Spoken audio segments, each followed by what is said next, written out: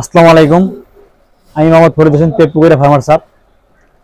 আজকে আপনার সামনে একটা ভিডিও নিয়ে আসলাম যে বর্তমানে যেহেতু ভাদ্র মাস, যে অনেকের এই জমি এখনো ফাঁকা রয়েছে, যে জমিগুলো দেখলাম যে অনেক উঁচু জমি রয়েছে, যে ভাদ্র মাসে আপনারা কি চাষ করবেন, অনেকে দ্বিধাদ্বন্দ্বে আসলে কি চাষ লাভবান হবো, কি সবজি চাষ করব, এই নিয়ে অনেকে এখনো দ্বিধাদ্বন্দ্বে আছে।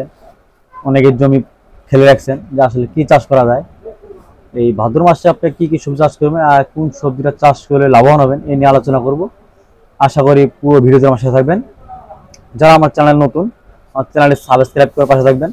নিয়মিত কৃষি বিষয়ক ভিডিও দিয়ে থাকি, আর অনেক পরামর্শ দিয়ে থাকি কৃষি সম্পর্কে, কৃষি বিষয়ক ভিডিও আপলোড করে থাকি। আশা করি দেখবেন। এই শুরুতেই আমরা যে ফসলটির কথা বলবো, যে লাভজনক ফসল, যে এবার অনেকে কম, প্রতি নার্সারিতেই অ্যাভেলেবেল চারা মজুত রয়েছে, মানে চারা একেবারেই চলতেছে না এবারে। যেটা হলো সেটা হলো করলা। এবার যারা করলা গাড়বেন আশা করা যায় লাভবান হবেন, যেহেতু করলা এবার মানে একেবারেই কম চাষ করা হচ্ছে অন্যান্য ফসলের তুলনায়। যে যেমন করলা প্রচুর পরিমাণে করলার চারার চাহিদা ছিল, এবারে করলার চারা একেবারেই চাহিদা কম। আপনার চাইলে করলা চাষ করতে পারেন, যাদের এই উঁচু জমি আছে। নিচু করলা নিচু জমিতে করতে পারবেন, যে জমিতে এই রোপণ করেন পানি জমে উপরে উঠে না, মানে পানি যদি উঁচু করে বেড করেন, বেডের উপরে পানি উঠবে না এমন জমিতে, যেটা ডুবে যাবে এমন জমিতে করা যাবে না বেশি পানিতে। রসালো জমিনেও আপনি করলা চাষ করতে পারবেন। এর আগে অনেক ভিডিও দিয়েছি আসলে এই সম্পর্কে। আমরা এখন যে করলা দুই, একটা হলো লম্বা করলা, গছ করলা যেটা বলে, আরেকটা হলো ছোট উস্তা করলা। উস্তার মধ্যে আপনি কোনটা করবেন, এই গছ করলার মধ্যে সর্বোচ্চ ভ্যারাইটি হলো টিয়া সুপার। আর আপনার এলাকায় বিভিন্ন জায়গায় করে থাকে, আপনারা যেটা করতে, যেমন লিমা সুপার আছে, পাপিয়া সুপার গোল্ড, তারপরে এরকম অনেক জাত রয়েছে লম্বা করলার। যেটা গাড়েন সেটাই রোপণ করবেন, রোপণ করেন। আর ছোট করলার মধ্যে সবচেয়ে ভালো জাত হলো আপনার বন্ধন সিডের নবাব। করলাটা ব্যাপক চাহিদা, বাজার মূল্য অনেক বেশি, ফলন অনেক বেশি নবাবটা, সেটা কাটতে পারেন। যদি সেটা রোপণ করেন তাহলে অনেক লাভবান হবেন করলা। এরপরে করলার পরে আপনার কোন সবজির চাষ লাভবান হবেন, সেটা এখন ভাদ্র মাসে রোপণ করতে পারবেন। শসা, এই যে গ্রিন বাট শসা যদি চাষ করেন তাহলে আপনি লাভবান হবেন। আপনি চাইলে শসা চাষ করতে পারেন ভাদ্র মাসে। যদি শসাটা আপনি রোপণ করেন তাহলে আশ্বিন মাস থেকে শসা বিক্রি, আশ্বিন কার্তিক শীতের আগে আপনার শসা প্রচুর বাজার থাকে, আর ফলন অনেক বেশি হয়। এই বর্ষার শেষে শসার একটা ভালো বাজার হয়, আর ফলন প্রচুর ফলন হয়ে থাকে। এই বর্তমানে আপনি শসা করেন অবশ্যই মালচিং পেপার দিয়ে শসা চাষ করতে হবে। মালচিং পেপার দিয়ে যদি শসা চাষ করেন তাহলে অনেক লাভবান হবেন, তাহলে আপনি শসা চাষ করতে পারেন। তারপরে আরেকটা হলো এখন লাভজনক ফসল যেটা আগাম। এখন ভাদ্র মাসে যদি চাষ করেন সেটা আগাম আসবে, সেটা হলো ফুলকপি যদি এখন যারা চারা রোপণ করেন ভাদ্র মাসে, তাহলে সেটা আগাম আসবে। আগাম বাজার মূল্য অনেক বেশি থাকে ফুলকপি আগাম জাতগুলো এক এক এলাকায় এক একটা করে থাকে। ক্যাপ্টেন, মার্বেল, মাউন্টেন, নিনজা, অনেক ভ্যারাইটি রয়েছে। আপনার এলাকা যেটা সাপোর্ট করে, যে এলাকা যেটা সাপোর্ট করবে, যেটা আপনার এই চাষের পছন্দনীয় আপনার যেটা ভালো হয়ে থাকে সেটা আপনি রোপণ করবেন। আর লেটের ভ্যারাইটিটা সর্বোচ্চ হলো, মিডিয়ামটা হলো মাউন্টেন, তারপরে লেটে যেটা করবেন সেটা হলো হোয়াইট এক্সেল অনেক বড় হয়ে থাকে, লেটের জন্য খুবই ভালো একটা হোয়াইট এক্সেল। চাইলে আপনি ফুলকপি চাষ করতে পারেন। পুকুরে ফার্মার সাথে করলার চারা, ফুলকপির চারা মজুত রয়েছে, যাদের প্রয়োজন যোগাযোগ করতে পারেন পুকুরে ফার্মার সাথে। এরপর আপনার বাঁধাকপি, আগাম বাঁধাকপিটা কিন্তু অনেক ভালো বাজার পাওয়া যায়, অনেক মূল্য পাওয়া যায়। 20 টাকা যদি কেজি বিক্রি করেন, তো একটা যদি 1.5 কেজি 2 কেজি কপি হয়, 1.5 কেজি করে যদি হয়ে থাকে, তাহলে আপনার একটা 30 টাকা এক পিস কপির দাম, 30-40 টাকা করে এক পিস কপি আপনার বিক্রি হবে। তাহলে আপনার যদি 1 বিঘা 5,000 চাষ করেন, যদি 30 টাকা করে, তাও 1.5 লক্ষ টাকা দাম, 1.5 লক্ষ টাকা আসবে আপনার এটা অল্প সময়ের মধ্যে। আর কপির টাকাটা এমন, ফুলকপি আর বাঁধাকপি একসাথেই টাকাটা এক সপ্তাহের মধ্যে কপিটা শেষ হয়ে যায়। ফুলকপিটা আপনার এক সপ্তাহের মধ্যে শেষ করা যায়, এই জন্য ফুলকপির টাকাটা মোটামুটি টাকা, ভারী টাকা পাওয়া যায়। এরপর আপনার যেটা চাষ করবেন আপনারা ফুলকপি, বাঁধাকপি, তারপরে আপনার চলে গেল আগাম বর্ষায় এটা লাউ করতে পারেন। এখন লাউ কিন্তু এবার বর্তমান অ্যাভেলেবেল চাষ হয়েছে, তারপর লাউ একটা লাভজনক ফসল, চাইলে আপনি লাউ চাষ করতে পারেন।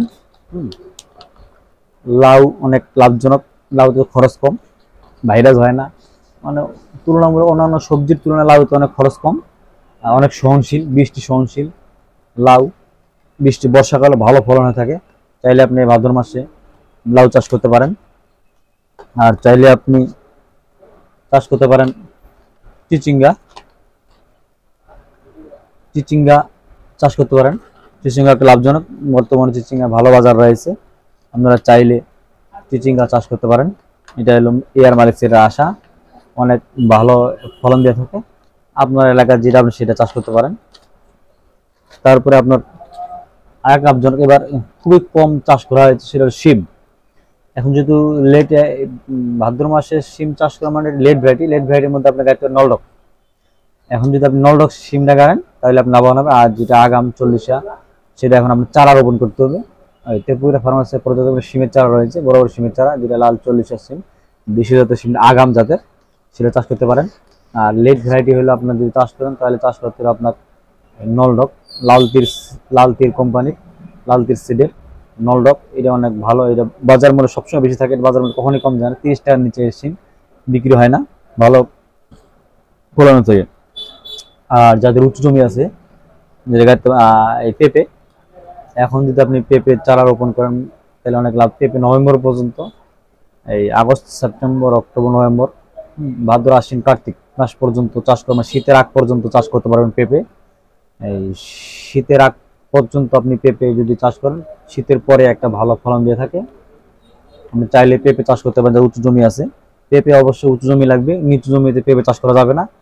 পেঁপে অনেক বৃষ্টি সহনশীল এই জাতগুলো, আপনি যে পানি জমে থাকে না এমন জমিনে চাষ করা লাগবে। এটা এয়ার মালিক্সের সুইটি, খুব ভালো একটা ভ্যারাইটি, চাইলে গাইতে পারেন।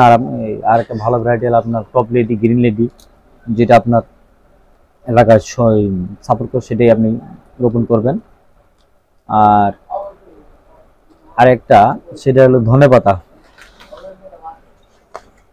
এই ধনেপাতা যদি চাষ করেন বর্তমান অনেক অনেক লাভজনক, যদি আপনি ধনেপাতা চাষ করে উঠাতে পারেন, 200 টাকা কেজি বিক্রি হয় ধনেপাতা। আপনার 1 বিঘা যদি কেউ ধনেপাতা চাষ করে যদি করতে পারেন, তাহলে আপনার মনে করেন 1 বিঘা জমি 2 লক্ষ টাকা পর্যন্ত ধনেপাতা বিক্রি হয়, খুবই অল্প সময়, 30 থেকে 35 দিনের মধ্যেই ধনেপাতা বাজারজাত করা যায়, শেষ করা যায়। এই টমেটো, টমেটো হলো শীতকালীন সবজি, যদি আপনি ভাদ্র মাসে টমেটো চাষ করেন তাহলে আপনার আগাম শীতকালীন, আগাম শীতের আগে আপনার টমেটো হারভেস্ট শুরু হবে। এই ভাদ্র মাসে যদি আপনি টমেটো চাষ করেন, আগাম টমেটো ভালো একটা বাজার মূল্য পাবেন, ভালো। এই যে বর্ষার শেষে, ভাদ্র মাস বলতে মানে বর্ষার শেষের দিকে, আষাঢ় শ্রাবণ এই 2 মাস যদি বর্ষাকাল, যদি বর্ষার বৃষ্টি আশ্বিন মাস পর্যন্ত স্থায়ী থাকে, ভাদ্র আশ্বিন। কিন্তু ভাদ্র মাসে যখন আপনি টমেটো চাষ করবেন, এরপরে বৃষ্টির পরিমাণ যদি কমে যায়, তারপরে এরপরে ভালো ফলন দিয়ে থাকে। এই চাইলে আপনি ভাদ্র মাসে টমেটো চাষ করেন, টমেটো যদি চাষ করেন ভাদ্র মাসেই, তাহলে আপনি ভালো লাভবান হবেন। শীতকালীন আগাম টমেটো যদি চাষ করতে চান তাহলে ভাদ্র মাসেই আপনার টমেটো চাষ করতে হবে। ভাদ্র মাসে কি কি জাত চাষ করবেন, এটা হলো এয়ার মালিক্সের 33-34, মালিক 33-34, এটা একটা শীতকালীন ভালো ফলন দিয়ে থাকে, ভালো জাত, বাজার চাহিদা অনেক বেশি, বাজার মূল্য অনেক বেশি। তারপরে এগ্রোওয়ানের স্মার্ট 1217, এটি বর্তমান ব্যাপক প্রচলন রয়েছে, এই এলাকায় অনেক রোপণ করতেছে স্মার্ট 1217। আর সিনজেন্দার এই বিপুল প্লাস, এই টমেটোর ভালো ফলন দিয়ে থাকে, চাইলে আপনি এই ভ্যারাইটিগুলো রোপণ করতে পারেন। ভাদ্র মাসে যদি আপনি রোপণ করেন তাহলে এই ভ্যারাইটিগুলো রোপণ করতে পারেন, ভালো ফলন পাবেন আশা করা যায়। এরপরে আপনার চাষ করবেন বরবটি। এই ভাদ্র মাস পর্যন্ত সময় রয়েছে বরবটি চাষ করা, শীতকালীন আগাম যদি চাষ করতে চান বরবটি, বরবটি যদি এখন চাষ করেন ভালো একটা বাজার মূল্য থাকে, 1000-1200 টাকার নিচে। এই বিগত বছর যেগুলো দেখছি 1000-1200 নিচে আসলে বরবটি মন বিক্রি হয় না, 30-40 টাকা কেজি বিক্রি হয় বরবটি, চাইলে আপনি বরবটি চাষ করতে পারেন। আর ভাদ্র মাসে যদি আপনি এখনো চাষ করেন মূলা, এইটাও আগাম, যারা এর আগে রোপণ করছে বৃষ্টিতে অনেকে নষ্ট হয়ে গেছে, বৃষ্টির সময় অতিরিক্ত বৃষ্টিতে মূলা ভালো ফলন হয়ে থাকে না, কিন্তু এখন যদি আপনি চাষ করেন মূলা, এখনো ভালো ফলন, ভাদ্র মাসে এটা ভালো ফলন দিয়ে থাকবে। এই আগাম যদি মূলা বাজারজাত করেছেন, এটা হলো এক্সপ্রেস, এয়ার মালিক সিড এক্সপ্রেস। আর একটা আছে এয়ার মালিক সিডের KTX, আগামী এগুলো বৃষ্টি সহনশীল ভালো জাতের মূলা চাইলে আপনি চাষ করতে পারেন। এই সকল সবজি যদি আপনি আর শাকের শাক যদি এখন কোন শাক থাকবে, শাক তো বড় যদি 12 মাস করা যায়, লাল শাক, পাট শাক আর পুঁই শাক, এই 3টি শাক সবসময় বাজারে এই পাওয়া যায়। 12 মাস এখন চাষ হচ্ছে, সবসময় পাওয়া যাচ্ছে। এখন যদি চাষ করেন বর্ষাকালে এসে প্রচুর দাম থাকে শাকের। এই এক সিরিয়াল শাক কিন্তু চলেছে, একটা লম্বা এই খরা থাকার কারণে বাজারে প্রচুর শাক। এখন কিন্তু আবার শাক ফেলতেছে না মানুষ। এই বর্তমান ভাদ্র মাসে যে আপনি শাক ফেলেন, এটা একটা ভালো বাজার পাবেন আশা করা যায়। যে এখন কিন্তু মানুষের জমি প্রায় মেকআপ হয়ে গেছে।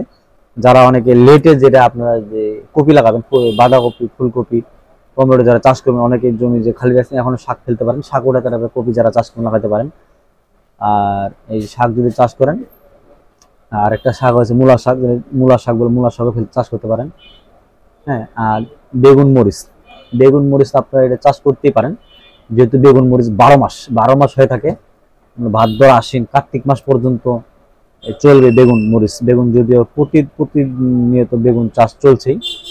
অনেকে বেগুন বাজারজাত করতেছেন, অনেকে রোপণ ফল আসছে, অনেকে রোপণ করতেছেন, এখনো বেগুন চলছে। আপনার চাইলে মরিচ, বেগুন, যেহেতু কাঁচা মরিচের বাজার অনেক মূল্য বেশি, চাইলে আপনি কাঁচা মরিচ এখনো যদি চাষ করেন। যারা অনেকে বৃষ্টিতে নষ্ট হয়ে গেছে, ভাইরাসে নষ্ট হয়েছে, কোকড়া রোগটা অনেক অতিরিক্ত অনেক বেশি হওয়ার কারণে বৃষ্টিতে, হ্যাঁ, অনেকের মরিচ নষ্ট হয়ে গেছে, আপনি চাইলে এখনো এই ভাদ্র মাসে মরিচ চাষ করতে পারেন। যে মরিচ চাষ করেন, কাঁচা মরিচের ব্যাপক বাজার থাকে, এই ভালো দামে কাঁচা মরিচ বেচতে পারবেন। আর কাঁচা মরিচ যদি দামও না থাকে, তারপর আপনার শুকনো মরিচ হিসেবে সংগ্রহ করতে পারবেন। বর্তমান মানে শুকনো মরিচের চেয়ে দ্বিগুণ কাঁচা মরিচের বাজার মূল্য দ্বিগুণ। আপনার যারা চান যদি চাষ করতে চান, মরিচ, বেগুন চাষ করতে পারেন। তেপুকুরিয়া ফার্মার্স থেকে সকল প্রকার সবজি চারা প্রস্তুত রয়েছে। আপনাদের যাদের চারা প্রয়োজন, তাহলে যোগাযোগ করুন তেপুকুরিয়া ফার্মার্স হবে। আর আমরা সবচেয়ে কম মূল্যে কোকোপিট দিয়ে থাকি। যাদের কোকোপিট প্রয়োজন, সিডলিং ট্রে, যাদের প্রয়োজন মালচিং পেপার, যোগাযোগ করেন তেপুকুরিয়া ফার্মার্স হবে। হ্যাঁ, আমাদের ডিসক্রিপশনে দেওয়া নাম্বারে যোগাযোগ করবেন। আমাদের হাব হলো পঞ্চগড় জেলা বদা উপজেলা বেঙ্গারি ইউনিয়নের তেপুকুরিয়া বাজারের 1 কিলোমিটার পশ্চিম পাশে, আর ময়দান দিক থেকে 4 কিলোমিটার পূর্বে। যারা আসবেন সরাসরি আসতে পারেন, দেখতে পারেন তেপুকুরিয়া ফার্মার্স হাবে। আর যাদের যেটা প্রয়োজন যোগাযোগ করবেন তেপুকুরিয়া। আর কৃষি বিষয়ক কোনো পরামর্শ থাকলে, কোনো জানার থাকলে যোগাযোগ করুন তেপুকুরিয়া ফার্মার্স হাবে। ধন্যবাদ সবাইকে, আসসালামু আলাইকুম।